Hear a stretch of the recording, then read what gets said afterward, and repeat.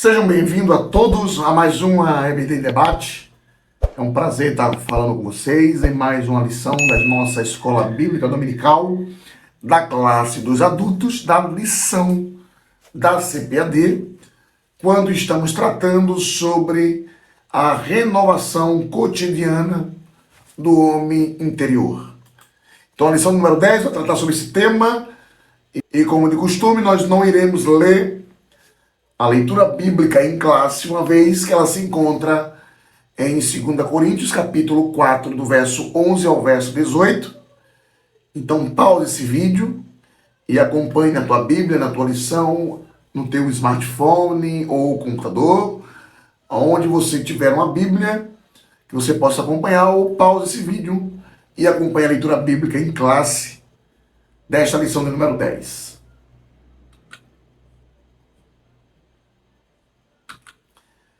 O texto áureo encontra-se em 2 Coríntios, capítulo 4, versículo 16, que diz: por isso não desfalecemos, mas ainda que o nosso homem exterior se corrompa, o interior, contudo, se renova de dia em dia. A verdade prática, por sua vez, diz que, por instrumentalidade do Espírito Santo, os salvos experimentam a renovação interior em meio às adversidades externas. A palavra-chave, a palavra-chave que circunda toda a nossa lição é renovação, que é a ação ou efeito de renovar, a ação de fazer com que algo fique como novo, ato de se modificar para melhor, renovamento.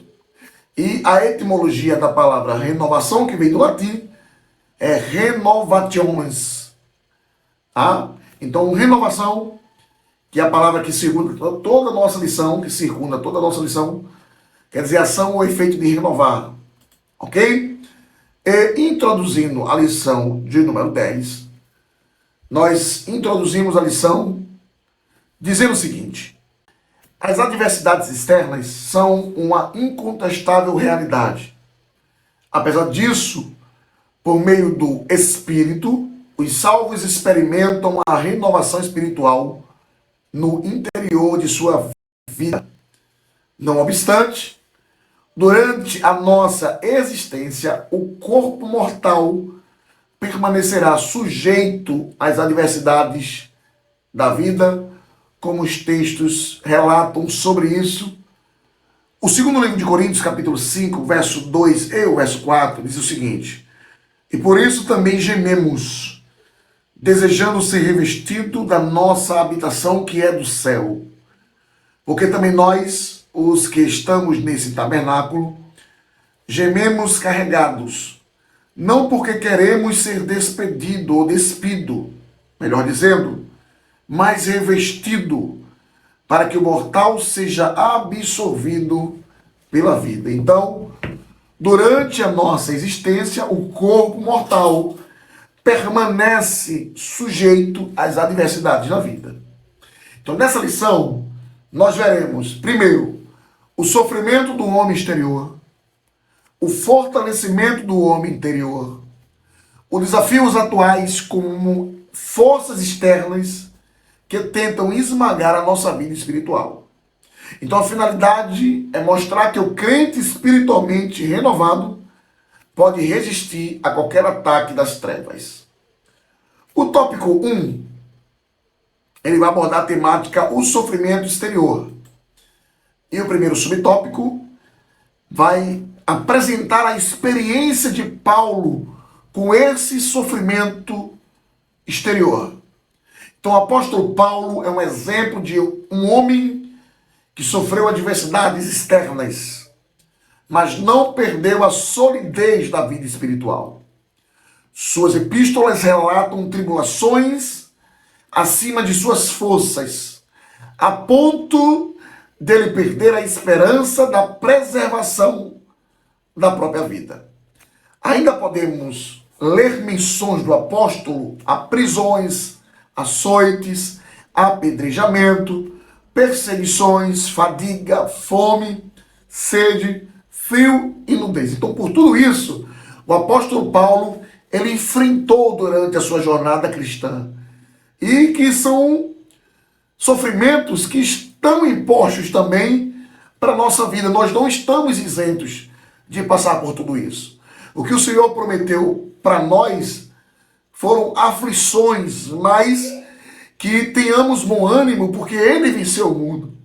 E uma vez que Ele venceu, nós também iremos vencer e passar por esses momentos difíceis. Então, dessa forma, Paulo sintetiza as adversidades da nossa jornada da fé, ou de fé, nas seguintes palavras: e também todos os que piamente querem viver em Cristo Jesus padecerão perseguições. Então, o cristão não está isento. Ele não está isento de sofrer perseguições, de passar por momentos de tribulações, de aflição. Então é preciso passar por esses momentos de cabeça erguida e fortalecidos no Senhor. Por isso, o texto bíblico diz que o tesouro do Evangelho está guardado em vasos de barro. Porque justamente nós, enquanto servos de Deus, nós padecemos aflições, tribulações, perseguições e passamos por tantas outras dificuldades. E Paulo, ele é categórico quando diz que o tesouro do Evangelho está guardado em vasos de barro. Então isso é uma declaração de que somos feitos do pó, ou seja, somos mortais. E por isso, como seres humanos, somos frágeis. Então nesse aspecto, o homem exterior padece e sofre ataques por causa da cruz. E Jesus prometeu 3 coisas aos seus servos. Primeiro, que teríamos problemas. É uma promessa dele. Que ele estaria conosco. E que seríamos vencedores ao final. Então, as promessas que ele nos fez. E nós, como servos de Deus, ou servos de Cristo, nós não estamos isentos de enfrentar tudo isso que Paulo passou, que o próprio Cristo enfrentou. Então Jesus nunca prometeu uma vida fácil. Um evangelho que não tem renúncia, um evangelho de facilidades, não é o evangelho de Jesus. Jesus nunca prometeu uma vida fácil, nem uma existência sem desafios. Então tudo isso nós enfrentamos enquanto servos de Deus. Só que muito pelo contrário, né? Ele mesmo disse que no mundo tereis aflições, João 16:33. Então, repetidas vezes, ele disse que seríamos perseguidos e injuriados por causa do seu testemunho, por causa do seu nome. Então, muitas vezes, nós não entendemos esse processo meticuloso da pedagogia divina. Então, ele provoca as marcas indeléveis na nossa alma. Não raro é acompanhado de sofrimentos terríveis, mas no final teremos melhorado e nos aperfeiçoado. É assim que funciona a prova do aluno. De nada adianta ele dizer que sabe o assunto se não for aprovado nos testes. Então, Deus nos prova, mas ele nos aprova. Ok? O segundo subtópico vai falar sobre o exemplo de Paulo. Paulo é um exemplo típico desse sofrimento que ele enfrentou. Então, mesmo diante do sofrimento, o apóstolo, ele não retrocede e tampouco nega a fé.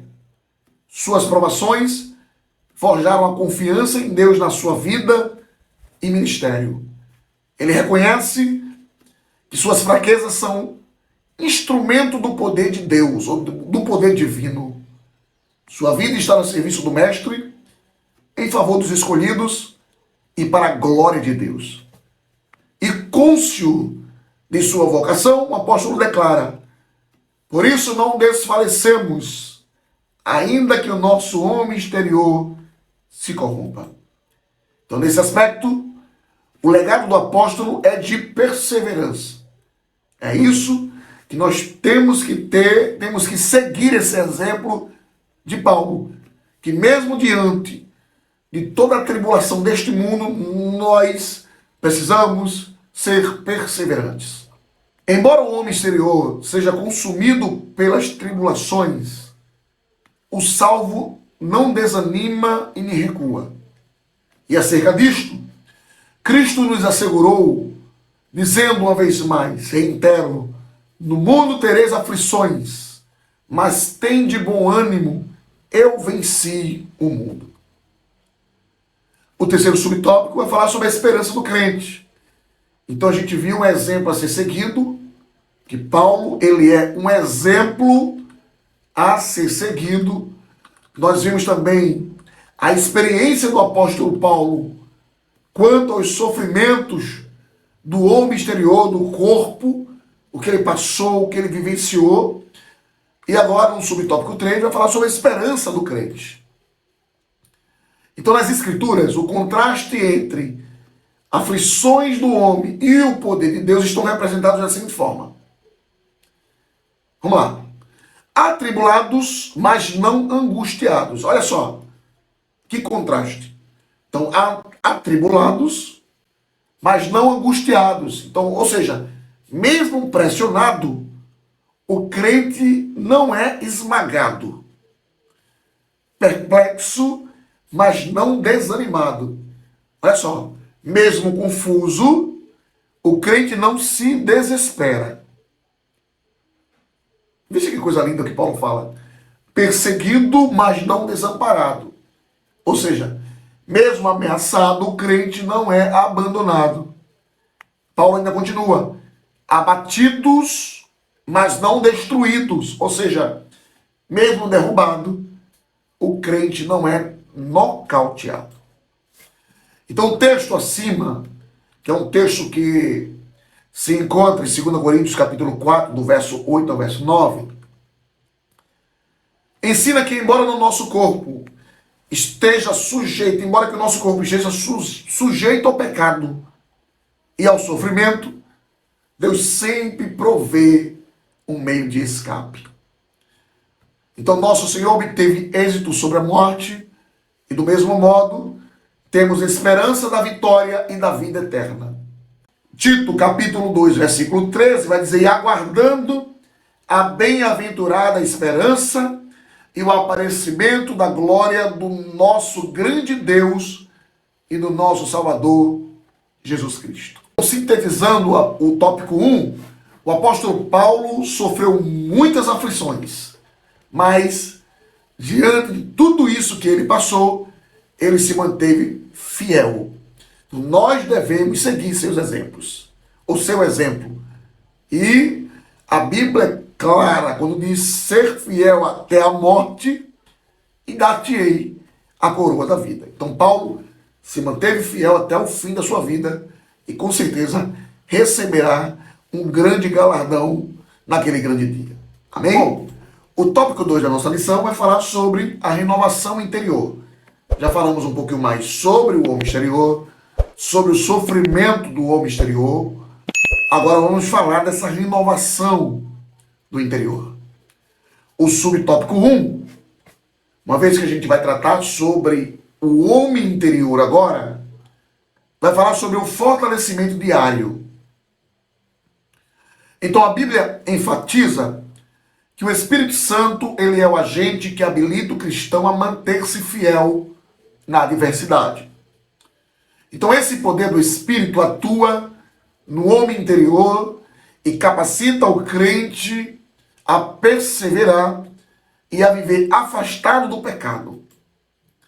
Então, apesar da fraqueza e dos sofrimentos exteriores, o nosso interior, contudo, se renova de dia em dia. E aqui a gente tem um exemplo de como essa renovação acontece. Então nós temos aqui um exemplo de fé, da palavra de Deus, através da oração. Então, uma vez que eu exerço a minha fé, uma vez que eu medito na palavra de Deus, uma vez que eu me dedico à oração, a minha vida, ela vai se renovando diariamente. Então, apesar disso, é a operação do Espírito que qualifica o salvo a não desfalecer. Então, do ponto de vista das disciplinas espirituais práticas, esse renovo ocorre por meio da santificação, da fidelidade, da reverência, da oração, do jejum, do temor a Deus. E como os vimos lá no slide anterior, também através do exercício da fé, da oração e da leitura da palavra, que a nossa vida, ela também vai se renovando. Então, além daqueles elementos importantes, da fé, da oração, da palavra de Deus, algumas disciplinas espirituais práticas também faz com que esse renovo aconteça. E aí já vimos agora que essas disciplinas são a santificação pessoal, fidelidade, reverência, oração, jejum e temor a Deus. Então não podemos permitir que as aflições nos desanimem. O subtópico 2 vai falar sobre o eterno peso de glória. Então o apóstolo Paulo, ele faz um contraste entre o sofrimento presente e o futuro glorioso. Então 2 Coríntios 4,17, Paulo vai dizer o seguinte, que a nossa leve e momentânea tribulação produz para nós um peso eterno de glória muito excelente. Então aquilo que nós passamos por aqui, isso vai produzir para nós um peso eterno de glória muito excelente. Então o apóstolo ensina que se comparada ao peso da glória que é eterna, a tribulação aqui é leve e passageira. Então nesse sentido, a adversidade serve como instrumento encorajador do homem interior, impulsionando a prosseguir. Então veja só, a adversidade serve como um instrumento encorajador do homem interior. Então a adversidade, que é um elemento externo, vai fazer com que um instrumento encorajador interior possa me impulsionar a prosseguir. E a exemplo disso, nós temos o exemplo de Jó. Né? Então Jó é um típico exemplo de que as adversidades externas fez com que ele se encorajasse a manter-se fiel a Deus, mesmo diante de toda a tribulação, de toda a luta, de toda a angústia, de todo o sofrimento que ele enfrentou. Mesmo assim, Jó, ele permaneceu fiel. E ele mesmo declarou que agora os meus olhos, eu só te conhecia de ouvir falar, mas agora os meus olhos te veem. Ou seja, na própria dificuldade de Jó, ele pôde encontrar forças, encontrar a presença de Deus diante de todo o sofrimento que ele passou. Então, tanto as adversidades servem como esse instrumento de encorajamento do homem interior, impulsionando-o a prosseguir, e que a fé se renova à medida que o crente é capaz de suportar as tribulações. Portanto, faz necessário sermos sábios diante da tribulação, fugindo da murmuração e reconhecendo que as lutas são inevitáveis. Entretanto, a Bíblia ratifica que as aflições desse tempo não podem ser comparadas com a glória que há de por vir. Então, assim, irmãos, eu sei que é difícil, nós somos seres humanos, como somos seres humanos. As adversidades, as lutas, as dores realmente incomodam, né? Às vezes traz um desânimo, é doloroso, mas tudo isso que nós enfrentamos aqui não tem como comparar com a glória que há de por vir, com a glória do porvir. É algo excelente, aquilo que o homem, sabe, não imagina, aquilo que não desceu para o coração, aquilo que o homem nunca ouviu falar, Deus tem preparado para aqueles que o amam, para aqueles que o esperam. São coisas grandiosas, aquilo que Deus tem preparado para nós. E o subtópico 3 vai falar sobre a vida da eternidade, né? Então, fortalecidos em Deus, tendo plena consciência da vida vindoura, o cristão é exortado a não focar nas coisas que se veem, ou seja, as coisas da terra, mas nas que não se veem. Porque as que veem são temporais e as que não se veem são eternas. Então, somado à renovação diária, o crente deve viver sob a perspectiva da eternidade, contrastando as coisas visíveis com as invisíveis, as temporárias com as eternas. O apóstolo Paulo apela ao exercício da fé bíblica como uma importante motivação para o crente não desfalecer nas tribulações. Hebreus 11:1 é um texto clássico sobre o firme fundamento da fé. Ora, a fé é o firme fundamento das coisas que se esperam e a prova das coisas que se não veem. Então, o apóstolo Paulo, ele escreve em Colossenses 3:2, pensai nas coisas que são de cima e não nas que são da terra. Então é preciso que o crente pense nas coisas do alto e não foque apenas naquilo que é material. Amém? Então, sintetizando o tópico 2, precisamos buscar o renovo do homem interior constantemente, nos fortalecendo com a ajuda do Espírito Santo de Deus. E nós vamos seguir para agora o nosso último tópico da nossa lição. O tópico 3, o último tópico da nossa lição de hoje, vai falar sobre o desafio ou os desafios de hoje. E um dos grandes desafios com que temos que lidar, além de todo o sofrimento que a gente acaba enfrentando durante a nossa caminhada, a nossa jornada até Canaã Celestial, nós também temos que enfrentar outros desafios a cunhos progressistas e ideológicos. E aí entra a cultura secularista. Então o espírito da Babilônia, por meio da cultura secularista, procura esmagar a vida espiritual do crente.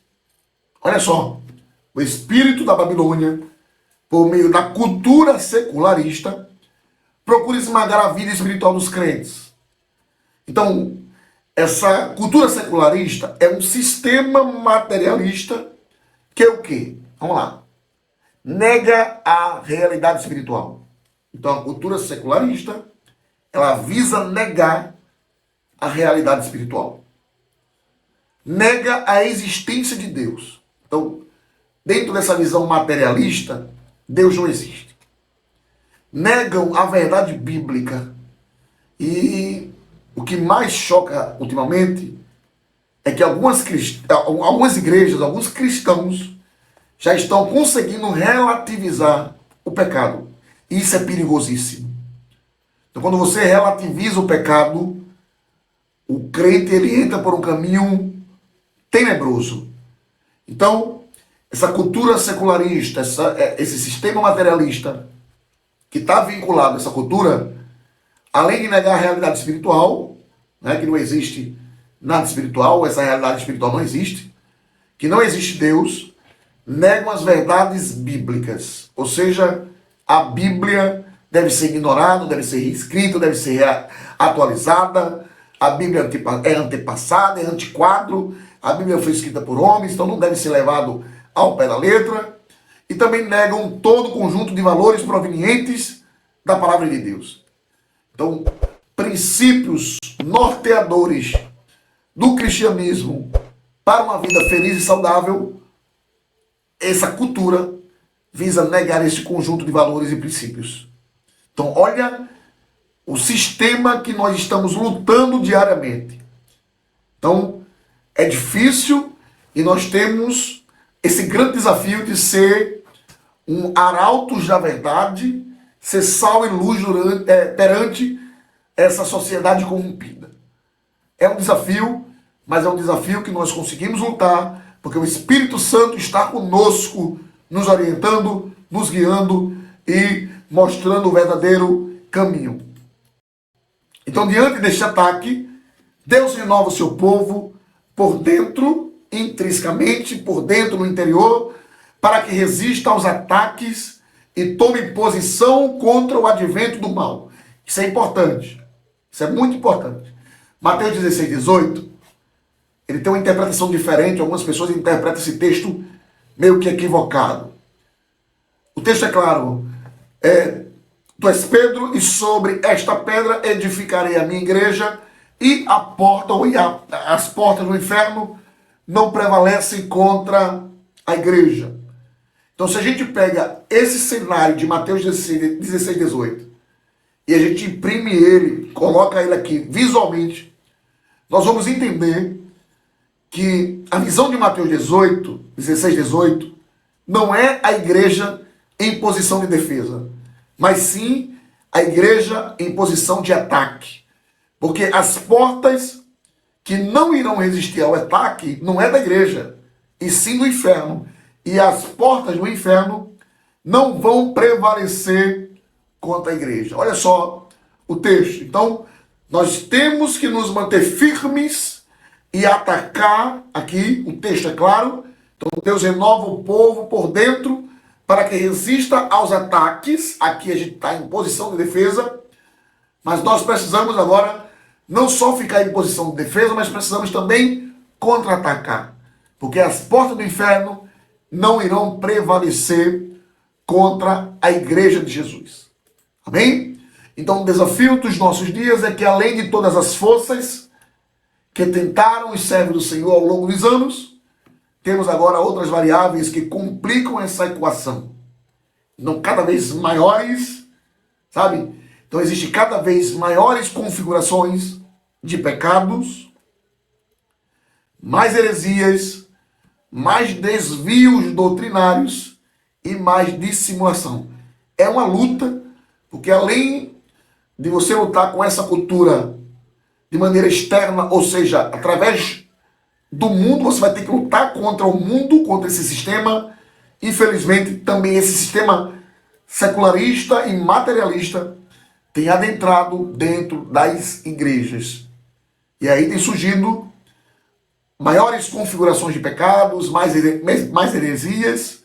Você vê o tanto de heresias que tem surgido, mais desvios doutrinários, né? E mais dissimulação. E aí você pode ver o seguinte, que o secularismo, ele ronda a própria igreja, é fato. Nós temos visto isso aos montes. Um outro exemplo dessa cultura secularista é que diversos templos na Europa e nos Estados Unidos já se tornaram lugares para diversão, ou seja, já deixaram de ser igreja, fecharam as portas e se transformaram em lugares de diversão, prédios que estão voltados para o prazer, para o lazer. Alguns desses templos se tornaram livrarias, outros viraram bares, cinemas e até funerárias. Então, na Europa, as igrejas estão se transformando em ONGs, mas não pode sequer dirigir uma oração coletiva dentro dos seus limites, sob o argumento que o Estado é laico. Então você vê isso, que igrejas já na Europa, nos Estados Unidos, já estão enfrentando isso. E agora no Brasil, já começaram retiradas em prédios públicos de símbolos religiosos, justamente dentro desse argumento que o Estado é laico. Já estão modificando, já estão cortando cultos que eram realizados em departamentos, já estão fechando as portas, justamente dentro dessa prerrogativa que o Estado é laico. Então assim, queridos, nós estamos vivendo o tempo do fim e é preciso ter muito cuidado, ser muito vigilante e orar muito, tá? Orar muito. Por fim, mas não menos importante, né? Temos uma frieza espiritual generalizada. Os milagres desapareceram, os eventos sobrenaturais rarearam, em muitos lugares a liturgia é mecânica e apática já se tornou mecânico, sabe? Fulano, Beltrano, canta isso, canta aquilo. Bom, todo mundo já sabe como vai ser o culto. Né? Tem cultos que duram aí 1h50, 10 minutos para a palavra. Então você vê que a frieza espiritual meio que generalizou, está nas igrejas, infelizmente. Então os milagres desapareceram, tem muita gente aí brincando de milagre. Né? Os eventos sobrenaturais estão se tornando cada vez mais raro. Né? Não interage com a verdadeira necessidade do homem moderno. Isso acaba afastando as pessoas dos cultos, a começar pelos próprios membros. Ok? Então, seguindo aqui para o subtópico 2, uma vez que a gente já falou sobre essa cultura secularista, Nós vamos falar agora um pouquinho sobre o relativismo doutrinário. Perigoso isso. Então, outro aspecto, outro ataque que tenta matar nossas vidas, ou nossa vida espiritual, é o processo de desconstrução do fundamento, dos fundamentos da fé. Ora, relativizar a doutrina bíblica é enfraquecer o homem interior. Uma vez que eu vou relativizar o ensino, a doutrina bíblica, logo estou enfraquecendo o homem interior que precisa ouvir as verdades do Evangelho. Então, entre você comer uma comida muito bem feita, né? Vou dar um exemplo aqui. Uma comida preparada com muito carinho, arroz, feijão, sabe, um legume. E uma comida enlatada, infelizmente, quando se relativiza a doutrina bíblica, você ignora essa comida mais saudável e vai comer comida enlatada. E aí você acaba enfraquecendo esse homem interior que precisa ouvir a palavra de Deus de maneira pura. Então não há como renovar nossa vida espiritual sem ter em alta conta a palavra de Deus. Então não se pode fazer uma releitura seletiva da Bíblia para agregar igrejas que não aceitam essa doutrina. Paulo já falou sobre isso.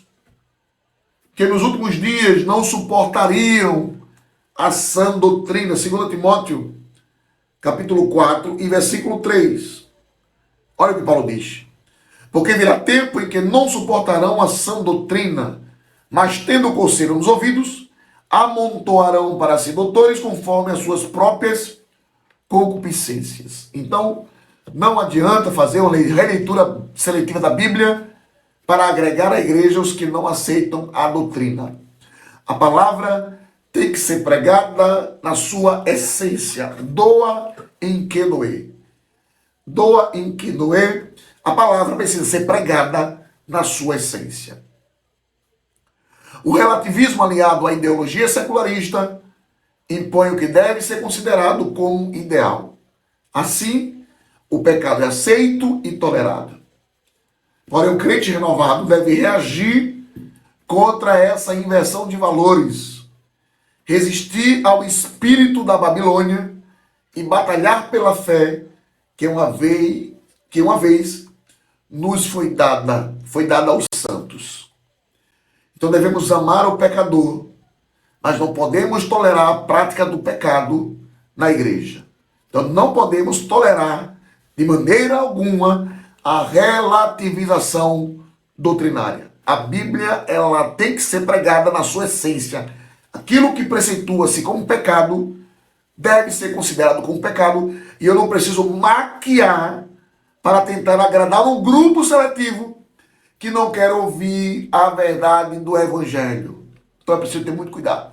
E finalizando o subtópico 3, vai falar sobre batalha espiritual. Então todo salvo trava uma batalha espiritual neste mundo. Todo salvo. É uma luta constante, sabe? Uma luta constante da carne contra o espírito, contra as potestades do ar. E nós temos que estar batalhando constantemente. Então a Escritura diz que Satanás é o Deus desse século e o mundo jaz no maligno. Então, os espíritos malignos têm capacidade de influenciar os que vivem na desobediência, manipulando, aprisionando e colocando pessoas contra Deus. A Bíblia faz um alerta que a nossa luta não é contra o homem, mas contra os demônios. Infelizmente, nós temos visto isso. Parece que estamos numa sessão de UFC Gospel, aonde os crentes acabam se mutilando, acabam brigando, acabam lutando entre si. Mas a nossa luta não é contra a carne. A nossa luta são contra os demônios, são contra as potestades do ar. E é preciso, para essa luta, estar revestido de toda a armadura de Deus para ser vencedor. Caso contrário, não tem como lutar essa batalha sem as armaduras que vêm do céu. Então, de certo, o crente renovado, de posse da armadura de Deus, deve se posicionar contra as ciladas do diabo, orando em todo o tempo, com toda oração e súplica. É preciso orar em todo o tempo. E não é orar 24 horas de joelho não, tá? Eu oro em espírito. Aonde eu estiver, no trabalho, na escola, na faculdade, no ônibus, no carro, no lazer, em casa, entre grupos de famílias, entre grupos de amigos, no culto, no trabalho, aonde eu estiver, eu posso estar em contato com Deus, orando em espírito no Senhor. Amém? Então é por isso que Paulo recomenda e orienta que é preciso orar o tempo todo, com toda oração e súplica no Espírito. Para quê? Para que a gente possa lutar e possa prevalecer contra as astutas ciladas do diabo. E sintetizando o tópico 3, a cultura secularista e o relativismo doutrinário combatem contra a fé cristã. Então precisamos nos fortalecer para vencermos essas batalhas espirituais.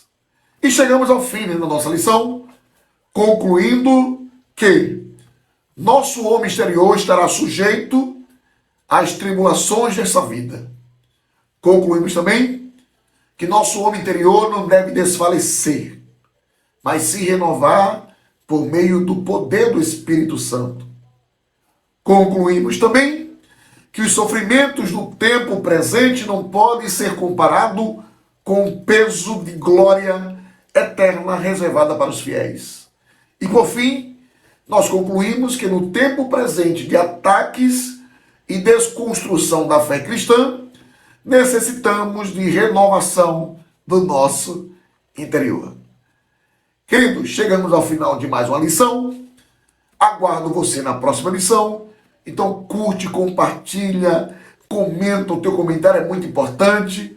Sabe, compartilha nos teus grupos de WhatsApp, Facebook, sabe, encaminha para os teus amigos, para os professores, esse conteúdo, essa lição. É uma lição importante, tão importante quanto as anteriores, e é necessário para a nossa caminhada. Então, eu espero vocês, agradeço que você chegou até aqui, Deus abençoe muito de coração e aguardo você na lição de número 11, que vai falar sobre cultivando a convicção cristã. Então, Deus abençoe, muito obrigado, um cheirão no coração e até a próxima, se Deus assim permitir. Valeu, tchau, tchau. Vem com a família pra IBD. Vem com a família pra IBD.